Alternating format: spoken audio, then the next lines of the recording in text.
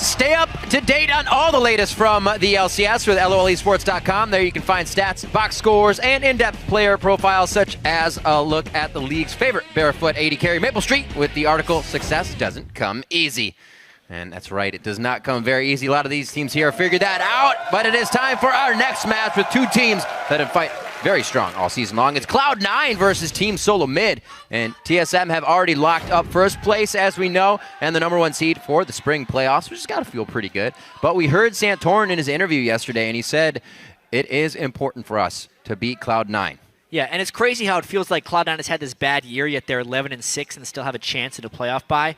Like, these are the only teams to have won the NA LCS split as well. So it's been a matchup to watch since Cloud9 joined the league in the 2013 summer split. Yep. Now, TSM want to remind themselves that they can beat Cloud9 again and again, because historically, Cloud9's actually dominated this matchup, as you can see, 9-4 in regular season play and 8-3 in the playoffs, Riv. That's right. The teams are battling here for pride and bragging rights, chat. But more for Cloud9, it's definitely more than that. They're 3-2 in the last 5 games and have struggled all split to find consistency. Not like them.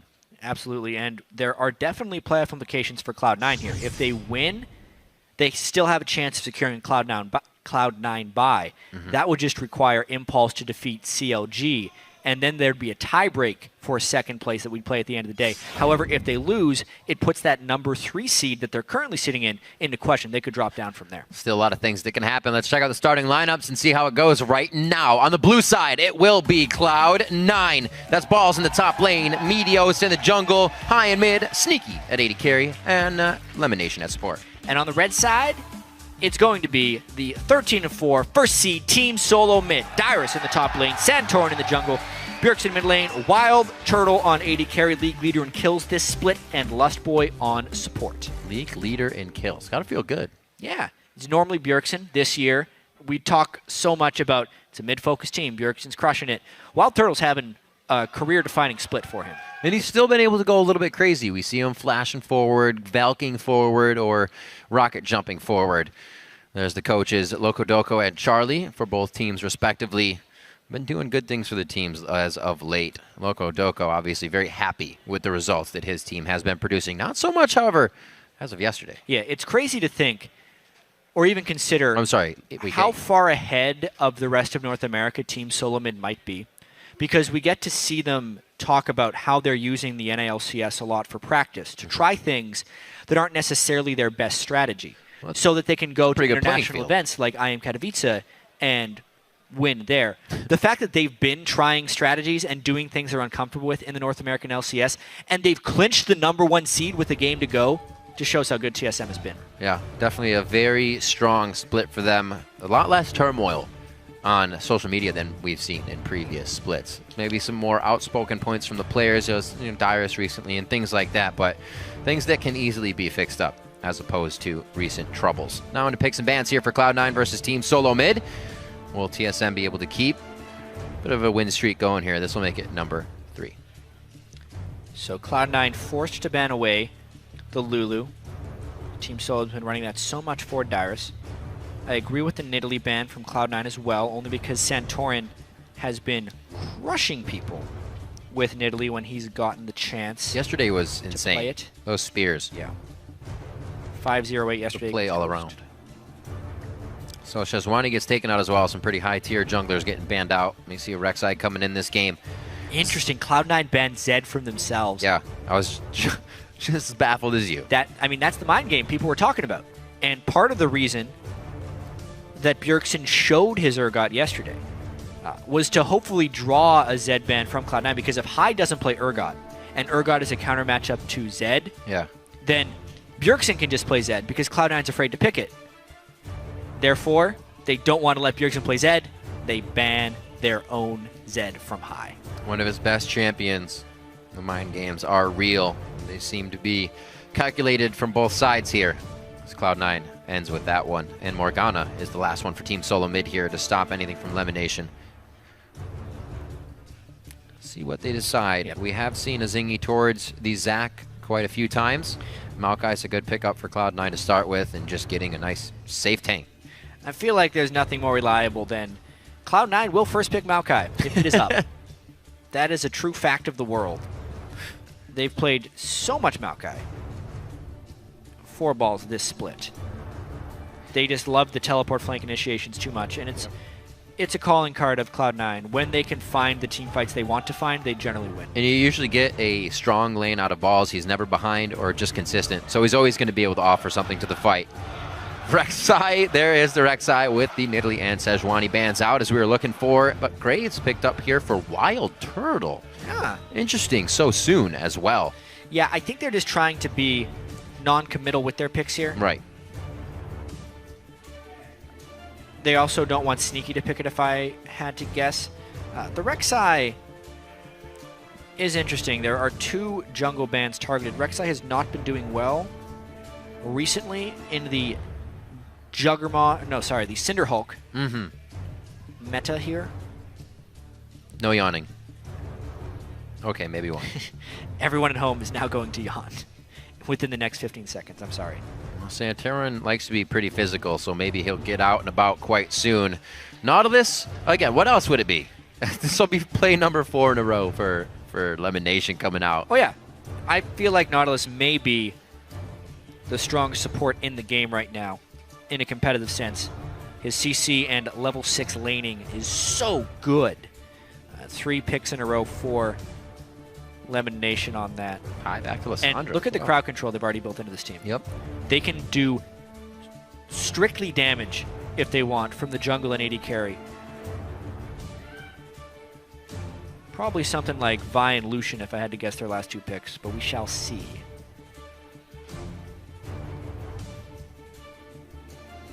Very slow champion. TSM is still free to do whatever they want. Yep. They're a little bit bamboozled here by all the crowd control that Cloud9 has brought, and they want to make sure they can either escape that or match that in team fights. And this is going to be a very CC-focused game. Yeah. Maybe that Cho'Gath. Do it? May? All right, so they're going to lock in the Kennen and the Cho'Gath. A bit of a tank, at least one now for Team Solo Mid to the Maokai Nautilus coming in. Remember, Nautilus won't be huge because that's going to be Lemon Nations on support, but still, probably. They can still flex that if they want. It's just what we would expect. Alessandra's a good pickup for high. He's seen some good results on that, but does not get to play it very often. Yeah.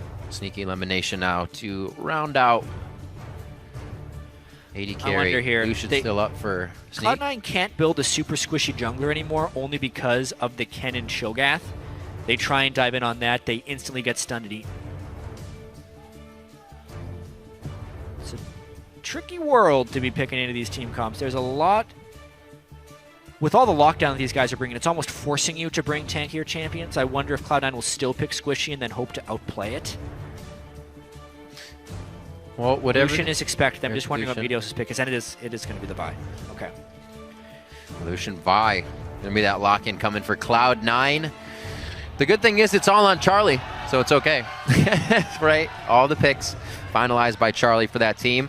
We'll see what Lustboy decides to lock in here. He can still go Lulu, guys. Lulu's open. Why would he not? Oh, Lulu's banned. You're right.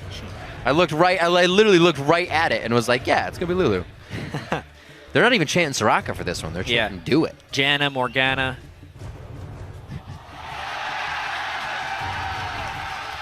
Of course. Who would not play to the crowd? The turtle smile. It doesn't even faze him. He's like, ha ha. Ah, yes, I'm Lustboy. Turtle loves it. Turtle loves it. To every extent.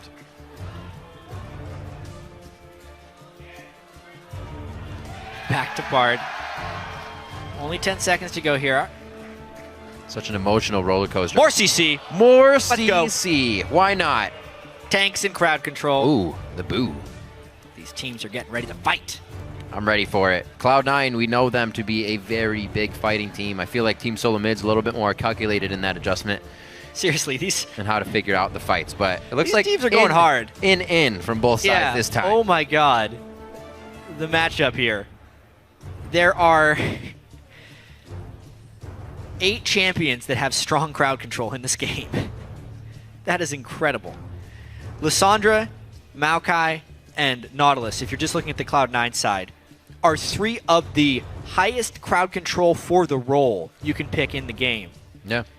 Vi as well, as far as single target lockdown, is huge. And you go over on TSM, And it's kind of similar, just not quite as much. This is going to be a very explosive teamfight phase. Well, I think it's safe to say if one person gets caught, they are going to die this game. There's really nothing else to save you in terms of that Lulu ultimate or extra stats to come in. Well. No, Lemon, you can't have that. Just make Loco stand there. Sure, man. Number 1 versus number 3 right now in the NA LCS standing. So definitely going to be a good match, especially from what we just saw. Yeah, the matchup going back in history, it's been dominated by Cloud9. Yep. But as of late, it looks like TSM has the upper hand. We'll see as the players head into the game. Head over to Twitter and start voting with hashtag C9win or hashtag TSMwin to @LOL Esports. We'll be counting your votes throughout the match as we head into this one. I'm sure TSM's glad they're not seeing high on Teemo in the mid lane. Always a bit of a nightmare that they live with in this matchup. Yeah, big chance coming into this one. And honestly, Riv, I need to be watching this Dyrus game because he's been getting camped so much in the early game. It's just how will he be able to farm? Will TSM help him out? Those are all things I'm looking to see here. Will he play League of Legends today? Balls also shared his thoughts on why his counterpart receives so much early game attention. I definitely think that Dyrus gets camped because of the way TSM plays. Like, they put a lot of power in their mid and bot side, and Dyrus plays really aggressive top, so whenever he dies, he doesn't lose that much for the team. Like, he's just a sacrifice. He still gets farm while dying, and they just need him to become big later still. I love that point by Balls as well about Dyrus being very aggressive despite not getting help. It often leads to Dyrus' death, but it keeps his gold per minute up, and it keeps his CS up, which overall increases the pressure TSM has on the map, because think of it in the larger picture. TSM wants their mid laner and AD carry to do well, and they consistently gank for that lane. So the way you would want to counter that as a team is to move your own jungler there and try and counter gank. But if Dyrus is constantly putting himself in positions to get ganked, and it almost forces the other jungler to gank Dyrus, which means that TSM has 4v3 advantages on other parts of the map almost permanently in games where Dyrus is getting killed. It's a really hard strategy to play against because you want to punish Dyrus, but you also want to counter TSM strategy, and you can't do both at once. It's the mind games. It seems like Dyrus doesn't like it, but he knows what he's doing. They're like, just keep playing aggressive. They'll want to focus you, and we're good to go. Nobody's figured it out yet. We'll see what happens here coming into this. Lost Boy getting his roam on. He's got his moving sandals. So close. Looks like he's just going to get a little bit of vision out of that. The ping goes down. He knows they're going to be representing top lane. Elimination and Sneaky. So we get another matched up game. Ooh, very interesting. Cloud9 has a pretty big edge in this lane, actually. Wild Turtle was sitting there to freeze while Cloud9 was getting the Gromp. No early jungle camp taken by TSM, and only 3 minions lost in the lane, meaning Cloud9 hits level 2 substantially earlier. And we all know about Lucian and his level 2 power spike. There it is already. 5-2 in CS, which means they haven't even gotten the majority of that first wave in. It's going to be tough stuff here for TSM, and I think they will have to adjust this. They're going to take a jungle camp now. Why not just take one later? Because they're going to have to wait for the minion wave to hit the turret anyway. That's actually not that bad. I mean, they get themselves out of lane. You're not in danger of getting level 2'd here. It may take a little bit longer, and you have to play safe and chug the pots for now, but still frozen up. Looks like they'll be able to get the siege wave in. See how Bjergsen does now with high, being able to spit out Qs a little bit more than Urgot was. Yeah. He's not having his fun. Silence is still a really hard thing for Lissandra to deal with. It's hard for most champions to deal with, honestly, not being able to cast spells for 2.5 seconds. Yeah. Especially when you haven't played with it for a while. And we heard this in the past, actually, from Aftermoon when we asked him why he picked Blitzcrank. And he says there's actually not many champions that have silences anymore. Caston lost his, LeBlanc lost hers. Yet, there's still a 2.5 second AoE silence on Cho'Gath, the best silence in the game.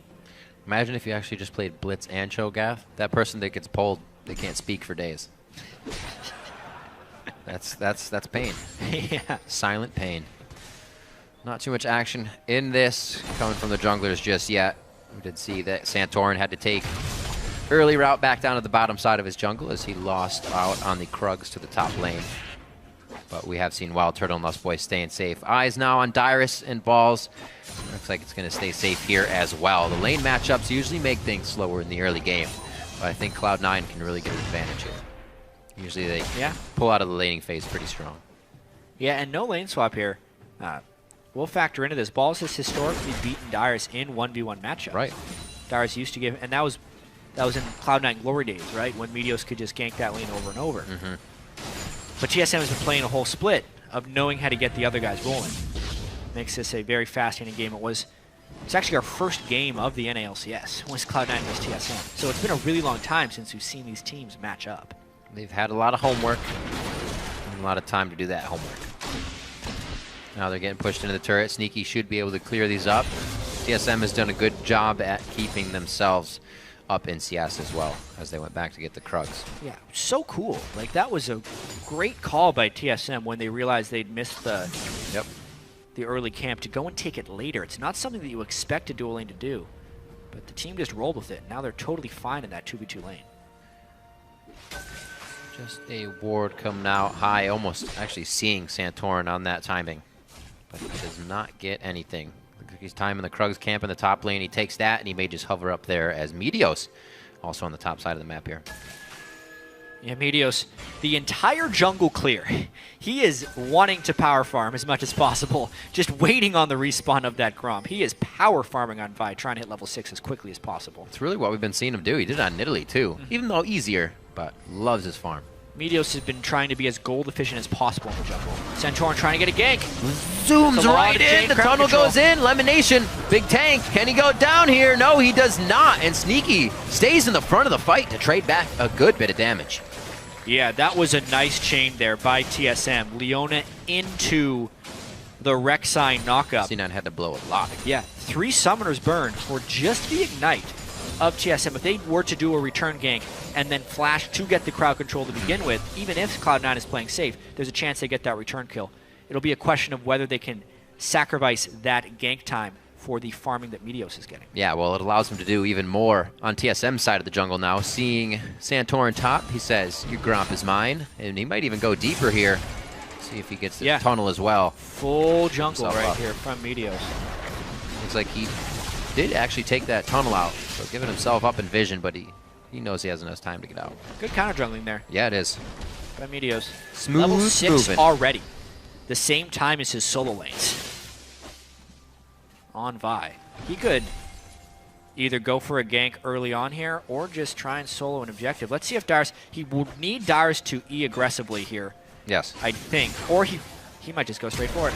Oh, there's nice chain! That's going to be the, oh man! Whoa. I was going to say it's tough because 6 is up, but that front end damage, goodbye. Woo! I mean, that's the combo. That is. Vault Breaker is the majority of Vi's damage in team fights, but sometimes it's hard to land. Didn't even have the ult. Yeah, 2 flashes burned for that kill, but it gives Dyrus no way of countering that fight. Lockdown, rooted for the Vault Breaker. Boom. Now he's got his Warrior enchantment 7 minutes into the game. See what happens as well with intentions towards Dragon. It doesn't look like any of the 80, or rather duo lanes are switching back to bottom yet. Still going to be top lane priority. And Dyrus will not blow teleport to get back to lane here, so he keeps that up, and Balls is just about to have his back. 70 to 58 here. Bjergsen doing a great job. I do have to mention there, that success gank by Cloud9 can actually be a bit of a TSM misplay.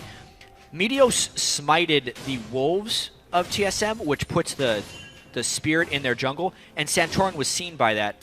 What he didn't relay was that means Vi is on that side of the map and could potentially be waiting bottom. Yeah. So there was a fairly telegraphed idea of where Meteos would be, and Dyrus was still pushed up in lane regardless with all the chain crowd control. Still playing so aggressive, still forward, trying to get kills, and he's the focus.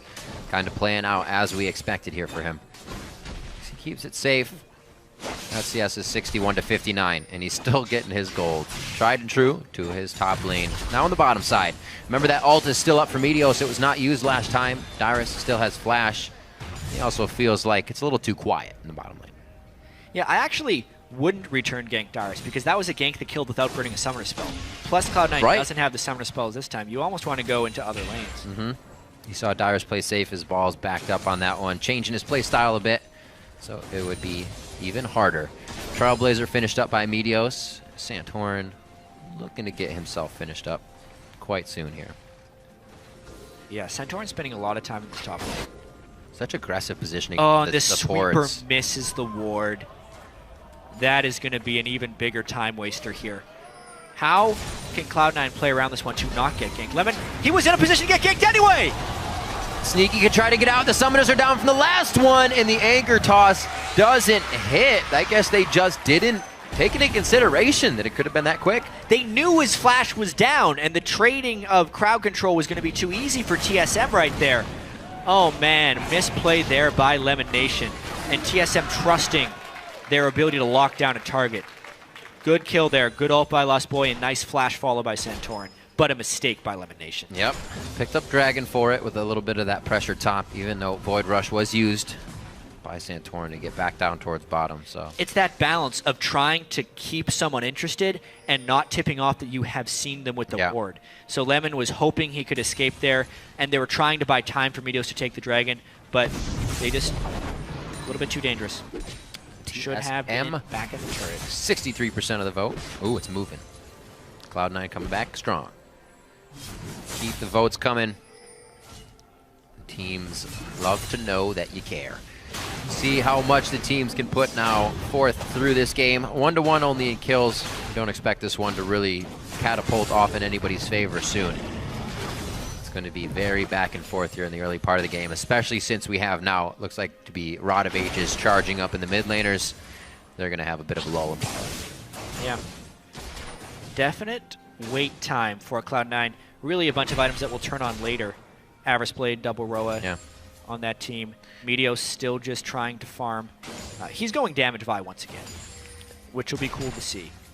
I also wholly agree with Freak yesterday in that Ryla is just not the item I like to see on Kennen. You want that Zanya's. It's so quick.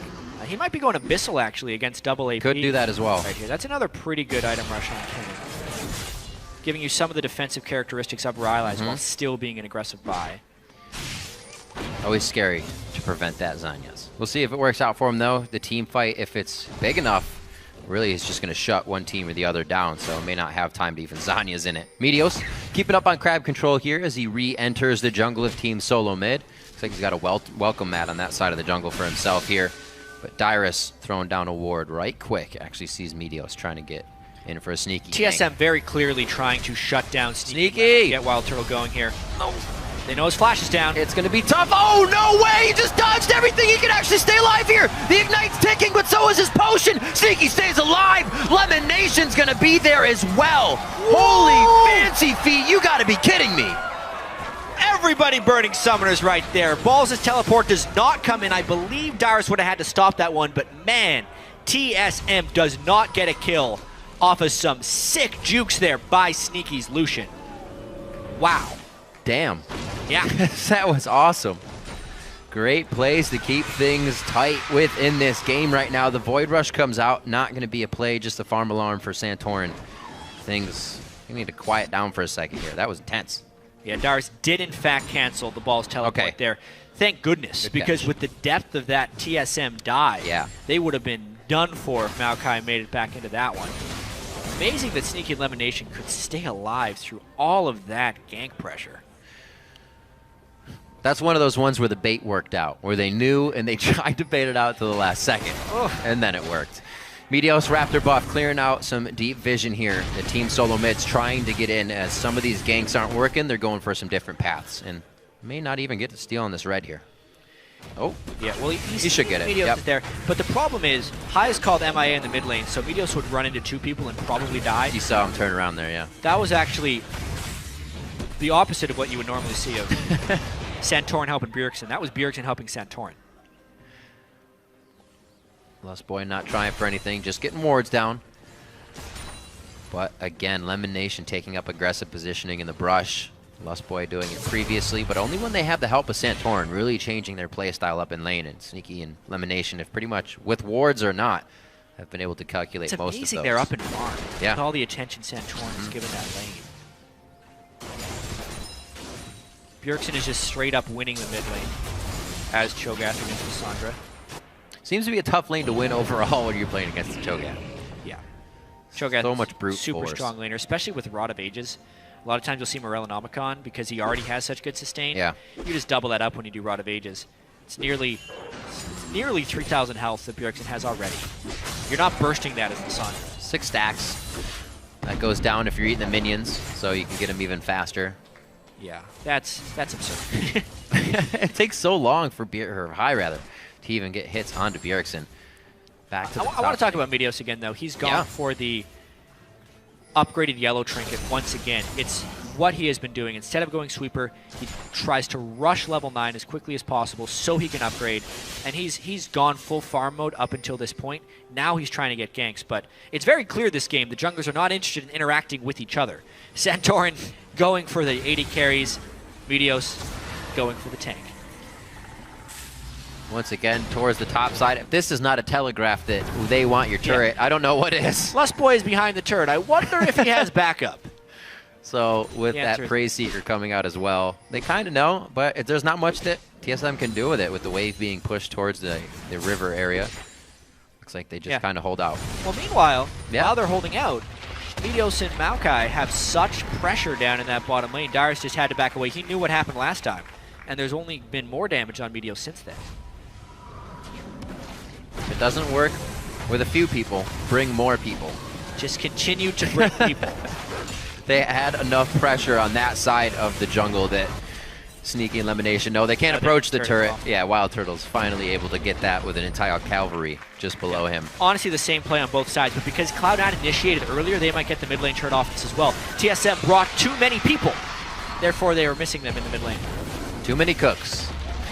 Too many cooks, chat. Far too many cooks. 16 on the clock. Finally, another turret goes down for Cloud9. They get, oh, wait a minute, Lustboy, he's going to be going down. Woo! There's going to be a lot of that this game. Whoever gets caught will die. Yeah. There's so much CC to lock down that target. Remember that crowd control we were talking about? Meteos hasn't even had to use his ultimate. They have an excess of crowd control right now. The surplus is real. Here we go on 17 minutes. Cloud9, Meteos able to grab this first dragon on a Santorin gank towards the top side. Now with the team, grabbing number 2 on the exact time, just about 6 minutes later. 2 there, 2 in the realm of turrets as well, and a 2,000 gold lead. All about 2s right now in this second game of C9 versus TSM. Yep, and honestly, this is Cloud9 just preying on what TSM does each game. They know that TSM has bot and mid lane pressure. So Santorin has only existed on that side of the map where his dual lane and his mid laner is, whereas Meteos has said, all right, you're really good at that game.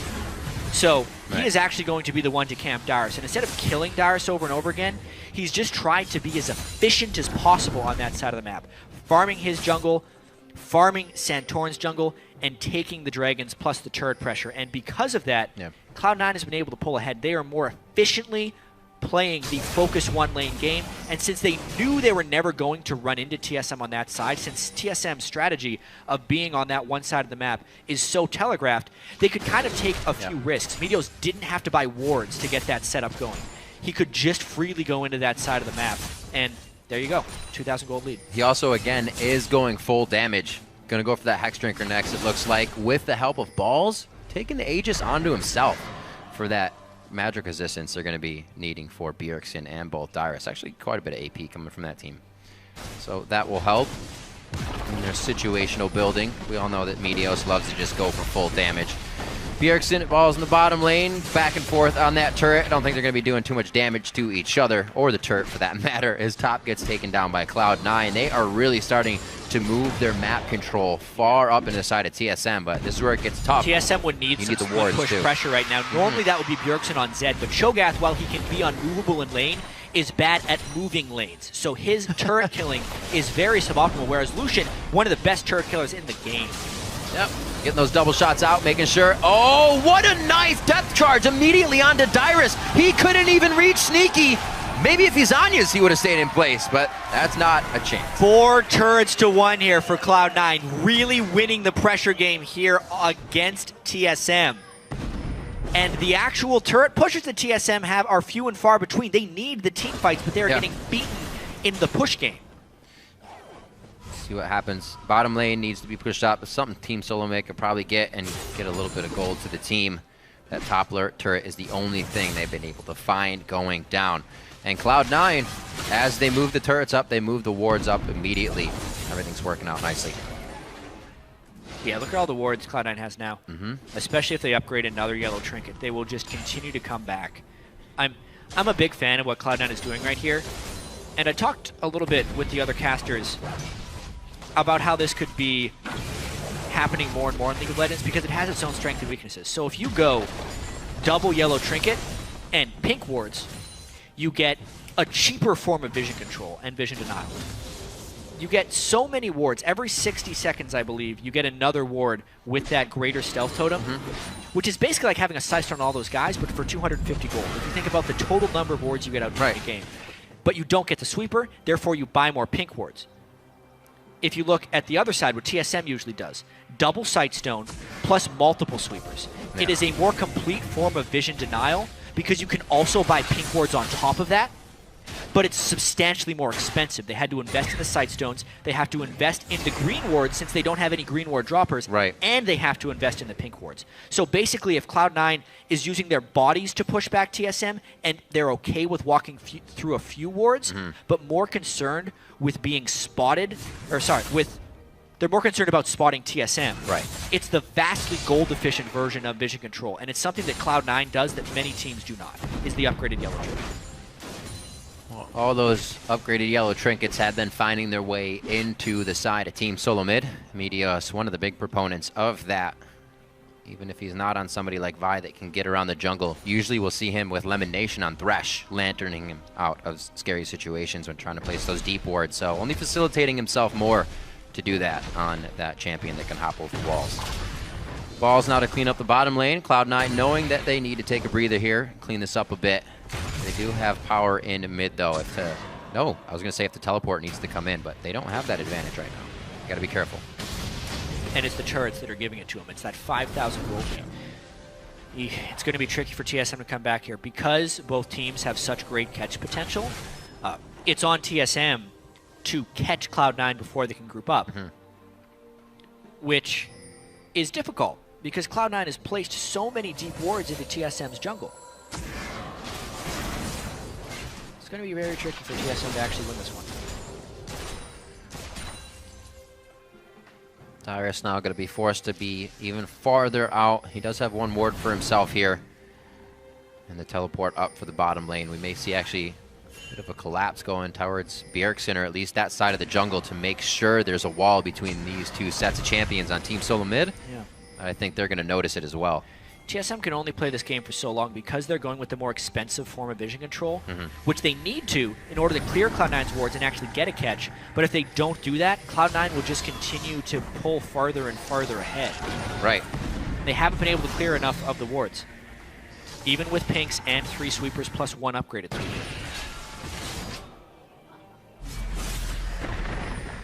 Oh, jeez. That's a great rupture, though. High getting caught completely. He didn't even get to do anything through this game. He's probably going to be calling shots for the team now from that death area, but hopefully they can get the right calls for themselves as well. Not a lot of damage to come out on Santorin and Wild Turtle. Sneaky's got too many targets, and Cloud9 walked completely into Team Solomid for a fight. Bjergsen made the play. High was too far up in the lane, did not respect the Cho'Gath engagement range. It had nothing to do with vision control. It just had to do with rupture and silence. Yeah, that's what TSM needed to do, but it was unexpected to happen in that fashion. No vision, the 2.5-second silence coming in huge because High could not ult himself to keep himself alive. Dyrus wasn't even there. He was split pushing a lane when that happened. Dyrus just wants to play too. He'll be back in the fights. He teleported in after the rupture play. Oh no. So he did end up picking up, the 1 kill. Well, this really helps. This is going to be an even bigger spike now if they're able to drop the outer turrets. More gold coming in from the fight. And look, he's not a small champion. You can see him coming. I mean, it was a great rupture by Bjergsen. Wow. It was. High was like, oh, I'll dodge this and claw out. He's thinking to himself. Couldn't quite get there. No. And then Dyrus did TP in at the end. picks up the kill on elimination, helps him get back into the game as well because he needs Zanya's. Oh man. A pressure move. They know TSM has been so focused on clearing vision from the Dragon, they don't have vision here. Santorin, he's going to see him moving around in there. He just saw him moving around in there. Gotta try and steal. He goes in. Desperation. Oh! He got it! Santorin got the Baron along with the collateral damage from Wild Turtle over the wall. Actually, it's just Santorin. There's no assist there to be had. The plays from Santorin to halt Cloud9. Meteos had that. In the bag. He did. At the same time, you can even capitalize with your team's burst to make sure it's good. I mean, at the same time, remember yesterday, Meteos stole a Dragon from a Nunu. That's true. So this is the Smite Gods. Where's it at? Where's getting it at? Revenge on Meteos. 820 gone. 820? You just hit it. No, like that's not on Meteos. No. If it goes from 820 to 0 in a frame, Smite at the moment, even though he's level 12, is only doing 720 damage. If all the damage hit at the same time, like that's not Santorin literally smited along with a bunch of other damage, luckily. But very well. Very well indeed. Gotta pick your number. This is going to be huge for Team Solo Mid now. They have the waves to be pushing up. Ball's trying to do a little bit of initiation. If they can actually win a fight, they can take so much out of this. They're even in gold. They were down 5,000 gold, Riv. It doesn't take very much when you know what to do. Back. They took the Baron. All started with that one Rupture, but honestly, Santorin getting the Smite. The Smite Gods taking vengeance on Meteos for his steal yesterday on a Nunu, which should not happen. Well, it happened probably 10 minutes earlier. It's just about the same thing we saw from the Counter Logic versus TSM game. One big fight to swing the game back from Team Solo Mid when they were down. Something they can always find. Dyrus, yeah, that always feels good. You know, it feels wave clear. He's going to be hitting his Zanya's Hourglass power spike shortly. Bjergsen is sitting at a huge amount of CDR right now. There's that Hourglass. 32.5%. His Morellonomicon and his Glacial Shroud, plus 316 AP on Cho'Gath. So Cho'Gath becoming very big. Phantom Dancer completed by Wild Turtle. They're hitting those item power spikes that they were nowhere close to.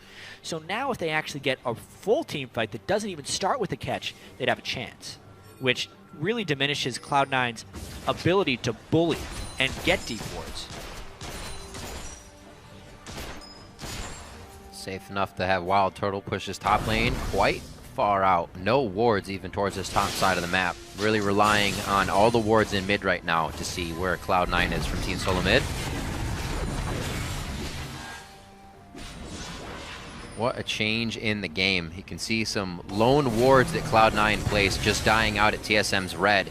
That was just their area a few minutes ago. Total momentum swing. Everything off of Bjergsen's Rupture onto high in the mid lane. It gave TSM the confidence to make those plays. Then Cloud9 tried to get the Baron, which was honestly not that bad of a call. The call was not stopping Baron when Santorin had spotted him. They should have focused him down first. But now, the pressure from TSM and the threat of the initiation, if one of those Ruptures lands, there's a chance they follow that up. Oh, Lemon! Oh, buddy. Little tank on tank. Not going to have much of initiation out of that one. The poke from Dyrus hitting pretty good. Not getting too much from anybody else. Some Prey Seekers from Santorin. Not really going to chunk anybody down, though. Here's the damage onto the turret as Cloud9 try to contest immediately, and it looks like they will. Any bit of fight they can get, they're going to take it. There's so much anticipation. There's so many spells that could start a fight. I'm just ready for it to happen right away. Normally, it's just the one Lysander Claw. So you're like, all right. Oh, here it is. But now it's Lysander Claw, it's a Maokai Sapling, it's Vi charging a Vault Breaker, it's Nautilus landing a hook, it's a Rupture, it's Leona, it's everything that can start these fights. And speaking of team fights, this is another game that Cloud9, 3 in a row now, where they've had an early game lead, and it falls away in the mid game. I asked them about this yesterday. I asked Lemon Nation in the interview post-game, why does this keep happening? And he said it's mainly due to their team fight. Cloud9's team fighting is just not as good as it has been in past years. It used to be if Cloud9 had that early game lead, the game was over because they were the best at team fighting. But that's died off here. TSM appears to be the best at team fighting in the North American LCS, and it's showing here. It's different to see that kind of change, especially from a team that is winning all the time. But you'll hear from teams that when you're winning all the time, if you do start losing, sometimes that's the hardest point to come back in, because it's really hard to find where that problem lies. Communication is usually in the fights from high. There's the flash from Meteos. That would have been another catch from Bjergsen's Rupture. They try to get in the side here. Sneaky is way out of position. He's got to be very careful, but he is offering Bjergsen a lot more in the trade back. Dyrus has the Zanyas, uses it with a bit of focus there from Cloud9, so they have to calculate in where they want to go next. He goes down. Lemonation's in with Meteos, but he can't offer too much. Balls tanking up the back four in the line. Wild Turtle to the backside, though. Now on to high. That's going to be a double kill. Turtle's going huge as he puts on the shell here with the help of Santorin. Tries to get the true get and quick draw away from the fight, and it will be enough. That's the triple. Looking for the quadra. He gets taken down finally. There's just too much tank to be had. And it looks like Balls will try to chase down Santorin. He'll have the speed shrine buff. The tunnel over the wall, and the fight is over with just Santorin standing. Those are the kind of team fights we want to see when both these teams bring so much initiation. Two Titans clashing against each other, and that was two good team fighting teams battling. Cloud9 has been struggling in the past. That was a good team fight there by Cloud9. From Sneaky's positioning to the flank that Cloud9 threw in behind from the very start of it even. That was scary at first. Bjergsen is the one who starts this fight. By being in that spot, it's go time. Dyrus tries to zone out the squishy targets from Cloud9. He takes High and Sneaky out of the fight, but Sneaky cannot fall at the very start. And now it's tank line versus tank line. There's too much going on in this fight to describe exactly the good choices being made. But from an AD carry perspective, Wild Turtle remains safe from the flank, which is why Balls had pulled to one side of the fight. He then remains on the backsides at the end of the fight. He understands his damage. He switches targets as soon as something killable comes into the fight, and he maximizes the value in that team fight. Even though he goes down, he maximized that team fight. Both AD carries fed now, both teams still close, and both teams ready to fight again. TP onto the tunnel of Santorin. And Dyrus will not be able to get himself in. His flash is down, so a bit of initiation there. Looks like Zanya's, or at least his Zanya, is up, and all the other actives are ready for the next fight. I am loving this game right now. 8-6, 500 gold separates these two teams. TSM is still clawing back into this one. Cloud9's found a little bit more ground now. They're back out on the map after being pushed into their own turrets here, but neither team giving up and has a very good chance to still take this game on either side. And I think the last fight. Oh no! After all that, you have to be kidding. That's what starts off the next fight, and TSM, they can't contest this. They may be able to contest the Baron, but it is just to the Cloud9 wouldn't go. The key to these fights will be AD carry lockdown, and they find Wild Turtle. Is it enough chase, though? The anchor toss hits him. What a throw from Lemonation. Dyrus is in, but everybody says, we have to leave you out to dry. TSM leaves him. Santorin and Bjergsen now running back. Maybe they can get some ruptures over the wall. Maybe Santorin with another Godsteal here. It's gonna have to be something. Cloud9 learned their lesson last fight. Kill Wild Turtle. There are so many things that can click on him and kill him, and they use them this fight. Nautilus Assault at the start when they were killing Lustboy, Viol next, and then they just kept clicking on him. So they finished him off pretty easily. No Baron Steal this time. Santorin instead tries to trade for the Dragon. He will be able to do that. Cloud9, I'd say, is back in control. Little wishy-washy. Some things not meant to happen, but they have pulled it back into their favor. TSM is playing one hell of a game of defense here, and this is really the only thing that's causing this game to go either way. Is big mistakes. The Baron was up. Lustboy should have been behind, should have been closer to Bjergsen. Then when they jumped on him, they could have landed and comboed into a rupture. And then here, TSM really overstaying. Wild Turtle doesn't respect the vibe. Absolutely. Max range Vault Breaker into an ult just to close enough, and the perfect anchor toss there from Lemonation seals the deal. Dyrus tried to protect, but they needed to turn tail and run away. Ends up just giving them another kill. See where they decide to go. We won't get much split pushing out of this game with the death balls running around here. So right up the middle, may the train go here from Cloud9. See if TSM can stop it in the tracks. 33 minutes in, we're going to start going into the late game on this one. We'll get some more item spikes coming out. Another, actually, Abyssal Scepter that's been built out throughout time here, along with the Frozen Heart on Bjergsen, so he can help resist a bit of this high damage and Balls. Yeah, I mean, Balls is so fed right now. Big boy. 505 Maokai. That is the result of repeated ganks from Meteos.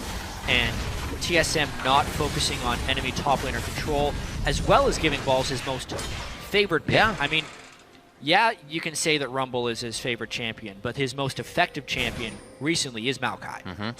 And it fits with Cloud9's ability to target select and go. They have it all in this team. Cloud9, this is as close to an ideal team comp they can get this year as possible. A lot of control, damage dealers on their top performing members, Meteos and Sneaky. And now they have a Baron buff. And high on control initiator. On somebody that can go in, something he's been verbal about wanting to do on his champions. And Sandra, she can go in. Another turret goes down. It's just the bottom one here. And C9, with what wave control they've had here, are able to go for it right away. They don't have too much control towards the top side of the map, but the fun will be down here for the next few minutes, especially up towards the inhibitor. Nice rupture, but you can see with all the magic resist now and no Void Staff onto Bjergsen, or really any magic penetration outside of Abyssal Scepter, it's not threatening rupture anymore. This actually just makes TSM's damage dealers one. They have one real damage dealer, a one threat comp. It's Wild Turtle, and that's just not enough when Cloud9 has so many things they can click on. If that minion. I'm wondering if Balls just decides to dive the turret straight away. A lot of level 17s here. And it looks like they're going to hold off for just a second on the side of Team Solomid. So Cloud9 get what they want. The last turret of the game that is outside of the base of Team Solomid here. And from here, it might actually be difficult once they approach the inhibitor turrets. Of course, we have to remind everyone, a Cloud9 win here puts them at 12 wins on the year, meaning if COG loses at the end of the day, that would force a tie for second place. And that all-important first round bye, Santorin. Global little void monster there. All right, Dyrus going to get a push out on top lane, teleports up. This is going to be nice. All right. See how far he goes after this. He's not going to have vision of any minions. Looking at his wave line, you can tell where the one coming at him is, and he knows it's too far to pursue. Heads back into the jungle with the rest of his team. What would be the easiest route now for Cloud9 to approach the next inhibitor? Is it going to be one of the outside ones, or do they just drive straight up the middle? It's really tricky, actually, because they have no Baron buff. All right. And for as tanky as Balls' Maokai is, Nexus turrets and inhibitor turrets don't care. They have over 80% armor and magic penetration to just crush anyone who tries to dive them. Therefore, Cloud9 has to wait on the next Baron at least. Maybe even do a Banner of Command minion, so Graves is the only one that can kill it. But they have no one that can build that item, so scratch that. Then you're thinking your other plan is 5 dragons. Well, they only have 2 dragons. It would be 18 minutes. Well, 13 minutes until they get another dragon, but that's 50 minutes in before they can get 5 dragons. So the hope is that they ward up the jungle and catch TSM while trying to get one of these objectives. But all the while they're doing that, TSM has just as much catch too. So Cloud9 has to be very careful, because with the mid lane turret penetration that TSM has being down to really the only inhibitor defending turret, TSM is just as in this game as Cloud9 is. Cloud9 has the pressure edge, and if they meet the 5v5 that is clean, Cloud9 will win. But TSM still has a ton of catch potential, and they know the win conditions of Cloud9 are so far away. Even more so, the Righteous Glories now for either team, which work funnily without any extra speed ups, because if you use it at one team and you want to get away, it's not going to work if you're not running at the teammate. Or your opponents, I should say. Everybody go in. Everybody's got to go in. Also see the elixirs coming out for both sides as well. Which is probably the real win condition for Cloud9 here, is catching TSM trying to also win. Because if TSM just farms this one out, it goes at least 50 minutes. The win condition is win. Sneaky has built himself a Blade of the Rune King to try and chew through Bjergsen here. May have sold his boots to do so, as he's on level 1s there. Yeah, he's never upgraded his boots this whole game. He's just trying to get to big item thresholds. Once again, not enough damage. Bjergsen trying to go in. He gets locked down. Bjergsen's going to get hit here. He still has a bit of resistances, so it takes them a little bit. Dyrus, can he even get the ult off? The Zhonya's goes off, but it's not even enough crowd control for everybody to follow up. That's the big deal. There's no follow-up for TSM there. It was for Cloud9. TSM was not strong enough to deal with a full 5v5 team fight, and Dyrus wasn't even there. Nope. Bjergsen gets bursted down after he lands a Rupture. Dyrus gets ulted by Vi before he can make it in for a team fight. And now Cloud9 look to take inhibitors, maybe the game. That was High's payback onto Bjergsen for the last mid-fight where he caught him on the Rupture Silence. A little bit of his own medicine there to take him down. Still, just about 20 seconds on these timers, chat. They could make a dent on the base here. Yeah, I think they can end it right here. They go for Wild Turtle. Oh, so far back. He stays out of the Fountain Laser. Will he still be able to get the kill? He will not. Healing up with the home guards on. Actually, no home guards for Turtle right now. He just bought them, but it's a little, too late. And it's going to be Cloud9 taking down Team Solo Mid. Wow, Cloud9 keeps their dreams of a playoff bye alive. Hot damn. Amazing to think. Cloud9 has struggled so heavily this split. At least that's what it looks like from the outside. But that's because perfection is the only acceptable result for Cloud9 in the North American LCS. They are still 12-6. They win 2/3 of their matches in this league. And because of that, it is still possible for them to finish the regular season in second place, only one game back. Oh, the bye means so much. So much. Very happy with that game. Probably not the mid phase. We saw TSM showing a lot of those bright spots that they show every game when they're behind, that they can come back, that it's still going to be hard to take them down. And sometimes TSM do that in a way where they can sit back and figure out what you're doing and then just turn it against you. Here, both teams were kind of always forced into making it right and fixing it. And a couple things went wrong for TSM that game. One, Dyrus fell back in that game pretty heavily. That was because of Cloud9's focus. Yeah. But then, Bjergsen on Cho'Gath, building the Frozen Heart instead of a Death Cap to reduce his damage and not building any real magic penetration, turned him into utility champion, which would mean they need a second damage threat, and that would have to be Dyrus. But they didn't strategize their game to make Dyrus a second damage threat. Therefore, Wild Turtle was the only one that could do damage. Cloud9 had enough single target CC that they could just click on Wild Turtle and take him out of fights, and TSM ended up with a one-threat team against a bunch of divers. That is never going to work. Something that was good for Kiwi. What are you doing here, man? He's like, I want to set up. Good job. I just want to say good job, man. Yeah, support love. Hugging everybody this week. Hi, it was good to see being the shot caller, having a lot of stress on him lately, and pretty much being the one that, like, for lack of a better word, to throw the middle part of that game with getting caught to still be able to come back, still be able to make plays, and actually make the pivotal play that caught Bjergsen out there. Yeah, that was a game where Cloud9 had a 5,000 goal lead in the mid-game, lost it, and then came back again with more strong team fight play. So it's kind of a, you take your wins with your losses in that one. They showed some really nice comeback mechanisms. They proved to themselves that they can team fight, but they also showed that they're still not the Cloud9 they want to be. They threw a lead. Yeah. That can't happen if they want to make it to their eventual goal of even winning North American LCS, making it to MSI. Those things are all still possibilities for them, especially if they can beat the #1 team in North America. Well, it seems like what they did, especially with banning Zed on their own side, did pay off in Champion Select there. Bit of a mind game of their own. So for more on that match, let's throw it over to Freak, who's standing by with Cloud9's AD carry. Feels good. Yeah. Thank you very much, Riv. Once again, great cast from you today so far. I'm here with Sneaky, who, in my opinion, had the best game I've seen of you all split. Up against TSM, no less, probably your biggest rivals in North America. Did you feel anything special coming into this game?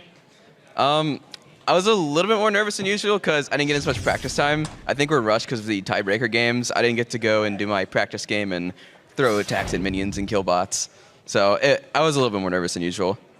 And it seems like, even though you were nervous in this game, they threw everything but the kitchen sink at you, like 17 million ganks top lane, like flashing away from a Cho'Gath. Like, how did you manage to like kind of stay up in a game where you're one of the primary targets from the enemy team?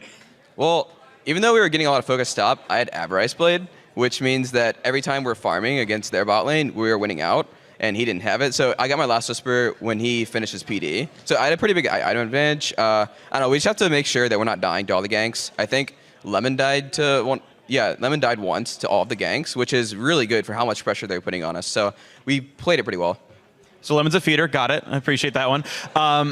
So coming into this one now, you're 12-6 end of the season. If Impulse beats CLG, you have a tiebreaker for a bye into the playoffs for #2 seed at the end of the regular season. How do you feel, one, about the Impulse CLG match, and then if Impulse wins, you versus CLG at the end of the day? I think it could go either way. Impulse has pulled out some interesting strats with, I guess, Karthus was one of their main ones that destroyed me in Liquid. So maybe they'll whip out something new like that against CLG and win the game, and that'll hopefully help us win ours. How do you feel about CLG then? You fighting them maybe? Well, we scrimmed them a good amount this week. I don't know. I keep looking at the mid-champion pools, and it's so weird right now. There's Corki mid, there's Urgot, there's Cho'Gath. I don't even know what to think anymore. Like, this game has totally changed. Yeah, it's been a whole bunch of fun kind of watching you guys adapt to the game as the patches come in. So final question for you.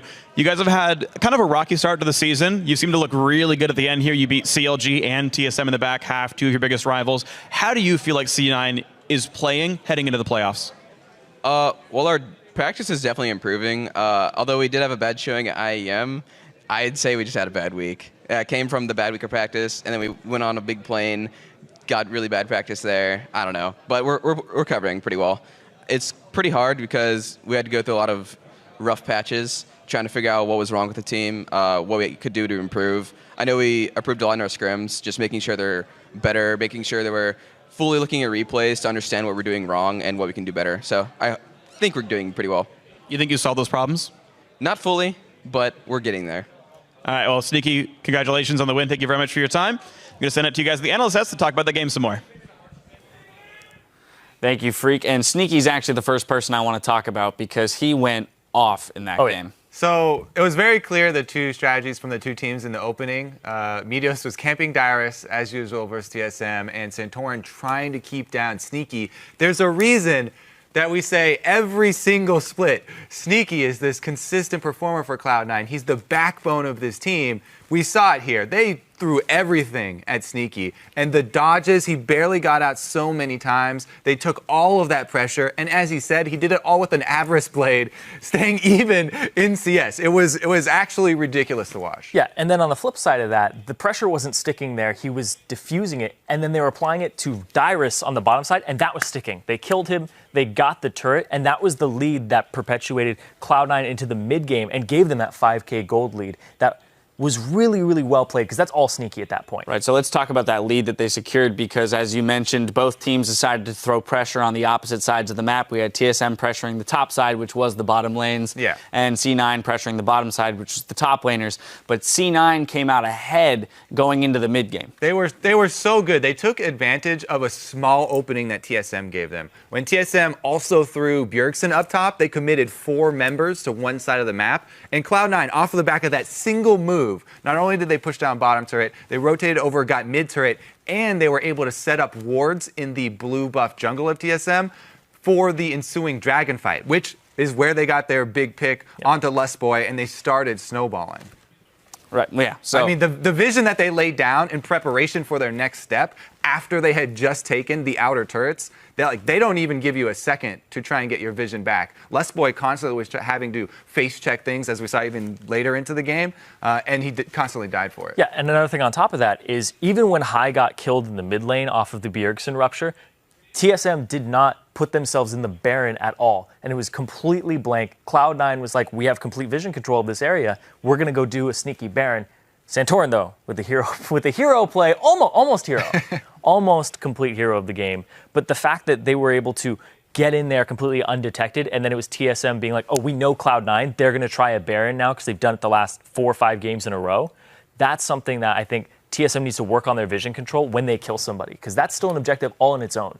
The thing about that one rushing in is they have Rek'Sai on the team, and Rek'Sai is one of the best at checking brush with Prey Seeker, and the range was almost there. So I feel like that one was a bit of a shaky decision. Yeah, well, Santorin gets him back into the game with the first Baron steal, right? They basically equalized the gold. Now, the big thing is, though, the second Baron setup by Cloud9 was very smart in that they had already proven to TSM they were willing to start a Baron, and they're willing to fight around it. So instead, knowing that there's a lack of vision on the side of TSM, they set up their vision, stand in the brush. And as you said, yes, there's the possibility of Prey Seeker checking those bushes before they go running. The range, I can see the range indicator. Now, he might have just used it on the mid lane brush. So he may have just used it to check that one because there's multiple ones. Well, we have the replay. So let's pull it up and let's find out. As I know you want to get to the bottom of this. Well, they swept it, they put a pink ward in there, and then they continue to just push through, but they're just camping this bush. They have no vision control there, and that's the big thing for TSM, is they put all their wards on the bottom side of the map. All the Rek'Sai tunnels are on the bottom side of the map towards the dragon. So as we start rolling through this clip, you're going to see the dive coming out here. They immediately go after Lustboy just because he's the one in the front. Santorin actually just walks up and tries to be a big help, but Wild Turtle, after the previous fight, they're like, Wild Turtle has to be the focus. They clear the pink ward, and here's the thing, TSM doesn't, they know, because they got a ward in that pixel brush, that they didn't retreat. So Wild Turtle gets split off from the team, and his positioning here is what causes this team fight to go Cloud9's way. He is completely out of position. He went for CS in the mid lane. He tried to walk up and get 2 CS, and it cost him because he got split from the team. Yeah, fantastic capitalization there by Cloud9 after the initial pick on Leona, resetting, right? Not rushing through and trying to take the fight through the Kennen ult. They waited until Wild Turtle missed position to follow up on that. And that's kind of what the last thing I want to touch on is that TSM started to look really shaky and break down there at the end of the game.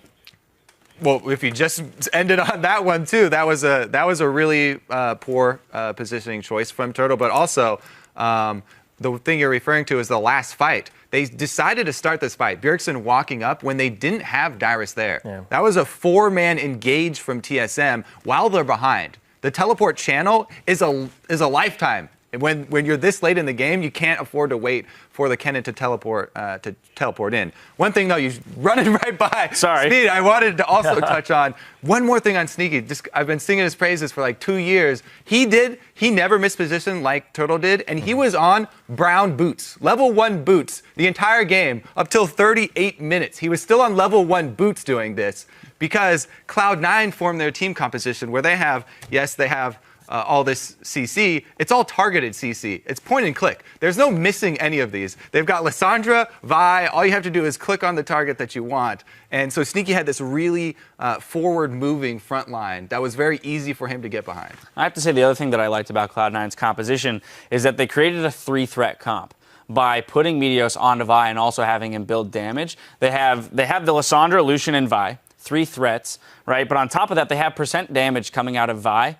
And even their tank in Maokai, recognizing Cho'Gath is going to get massive. On top of Rek'Sai, Leona are also both going to get pretty tanky. Mm-hmm. So they have the ability, yes, to have that forward-moving front line, but it's a threatening one. Yes, it is. And as you know, big fan of Vi. Her greatest strengths, they tried to nerf her. Her greatest strengths have always been in the late game, though, and the damage that she does. She's a tank buster inherently because of her W. Yeah. So.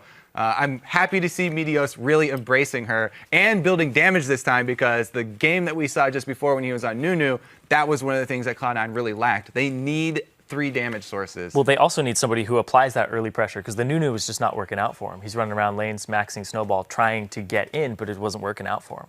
All right, well, there you have it. A sweet win by Cloud9, setting up a possible 2nd seed going into the playoffs. TSM, though, they're going to need to kind of figure things out. Bjergsen actually tweeted out, well played by Cloud9. A lot to learn from this game. GG, well played, Cloud9. So implying they have some stuff they got to figure out before they move into playoffs. We do have to take a quick break while the teams prepare for our next match, Dignitas versus Team Liquid. Don't go anywhere.